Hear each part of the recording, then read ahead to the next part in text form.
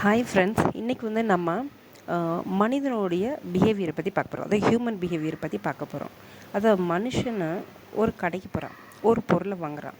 வாங்கும்போது அவனோட பிஹேவியர் அந்த இடத்துல ஒரு கன்சியூமராக இருக்குது, அதாவது ஒரு நுகர்வோராக இருக்குது.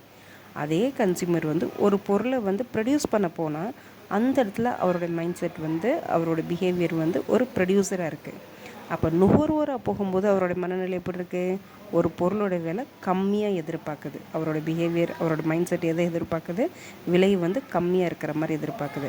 அதே ஒரு பொருள் உற்பத்தி பண்ண போகிறாரு அப்படின்னா, ப்ரொடியூஸ் பண்ண போகிறாருன்னா அந்த இடத்துல அந்த பொருளுடைய விலை அதிகமாக இருக்கணும், அப்போ தான் எனக்கு லாபம் கிடைக்கும் அப்படிங்கிற மாதிரியான ஒரு மைண்ட் செட் அண்ட் பிஹேவியர் இருக்குது. ரைட்டுங்களா?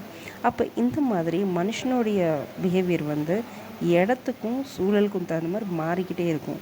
ஆனால் எந்த இடத்துல அவரோட பிஹேவியர் எப்படி இருக்கும் அப்படின்றத பற்றி தான் நம்ம பார்க்க போகிறோம்.